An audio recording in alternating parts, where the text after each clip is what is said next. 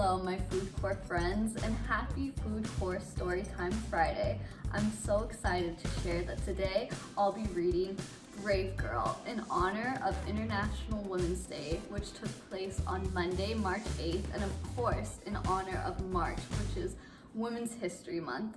Let's get started. Brave Girl, Clara and the Shirtwaist Makers Strike of 1909, written by Michelle Markel with illustrations by Melissa Sweet. For workers everywhere, MM. For Kathy, MS. A steamship pulls into the harbor, carrying hundreds of immigrants and a surprise for New York City. The surprise is dirt poor, just 5 feet tall, and hardly speaks a word of English. Her name is Clara Lemlich. This girl's got grit, and she's going to prove it. Look out, New York. Clara knows in her bones what is right and what is wrong. What's wrong begins a few weeks after the Lemlichs move into their tenement in America. No one will hire Clara's father. They will, however, hire Clara. That's right, Clara. Companies are hiring thousands of immigrant girls to make blouses, coats, nightgowns, and other women's clothing.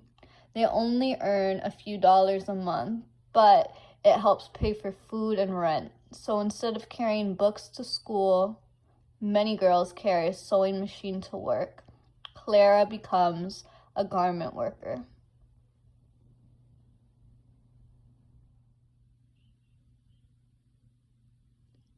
From dawn to dusk, she's locked up in a factory. Rows and rows of young women bend over their tables, stitching collars, sleeves, and cuffs as fast as they can. Hurry up, the bosses yell. Rat-a-tat-tat, hisses Clara's machine. The sunless room is stuffy from all the bodies crammed inside. There are 2 filthy toilets, 1 sink, and 3 towels for 300 girls to share. Clara learns the rules. If you're a few minutes late, you'll lose half a day's pay. If you prick your finger and bleed on the cloth, you're fined. If it happens a second time, you're fired. The doors are locked, and you're inspected every night before you leave to make sure you haven't stolen anything from the factory. But Clara is uncrushable. She wants to read. She wants to learn. At the end of her shift, though her eyes hurt from straining in the gaslight and her back hurts from hunching over the sewing machine, she walks to the library. She fills her empty stomach with a single glass of milk and goes to school at night. When she gets home in the late evening, she sleeps only a few hours before rising again.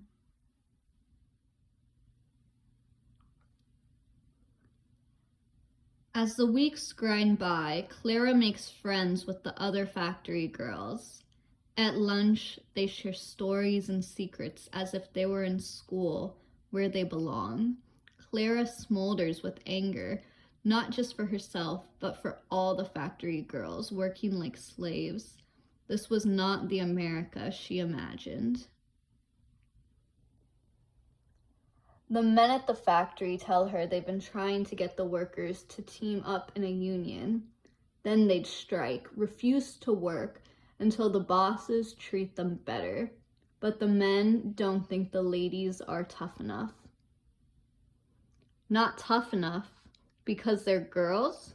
Oh yes, they are. Clara knows it. She'll show them. From then on, at the sewing tables and on the street corners, Clara urges the girls to fight for their rights. When the seamstresses are overworked, she says strike. When they're underpaid, she says strike.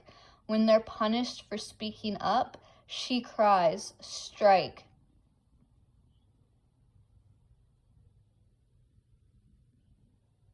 And the girls do. Each time Clara leads a walkout, the bosses fire her. Each time she pickets, her life is in danger. The bosses hire men to beat her and the other strikers. The police arrest her 17 times. They break 6 of her ribs, but they can't break her spirit. It's shatterproof.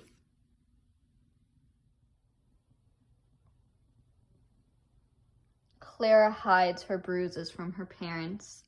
A few days later, she's on the picket line again, and the other girls think, if she can do it, we can do it too. For weeks, the small strikes go on, but the bosses find other young women to do the work for the same low pay and long hours. We must do something bigger, think Clara and other union leaders. Something huge, a giant strike at every garment factory in the city. The union holds a meeting. Throngs of workers pack the seats, the aisles, the walls. The halls thrum with excitement. Clara listens to speech after speech. The speakers, mostly men, want everyone to be careful. 2 hours pass. No one recommends a general strike.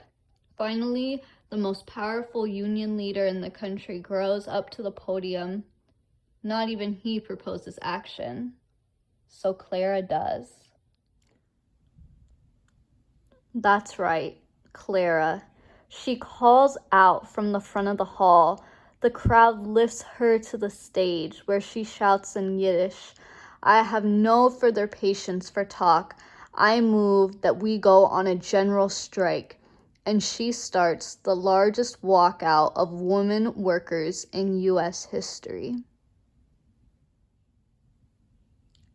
The next morning, New York City is stunned by the sight of thousands of young women streaming from the factories.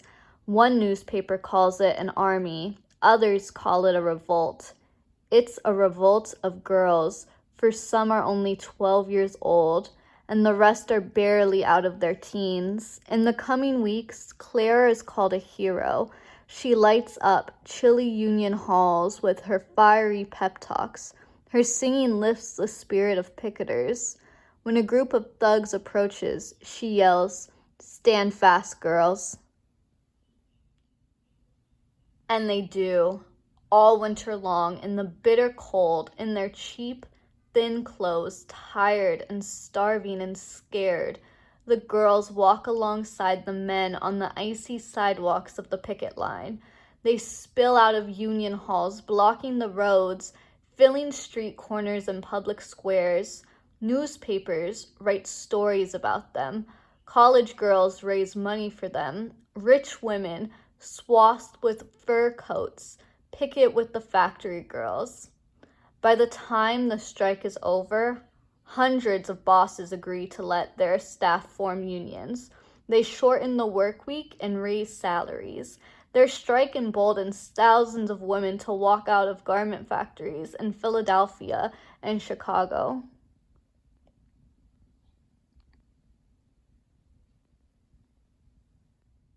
And the strike convinces Clara to keep fighting for the rights of workers.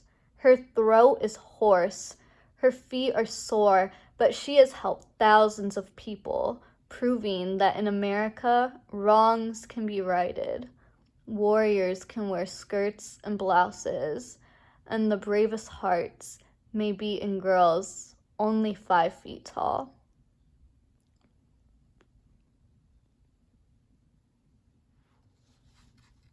The end.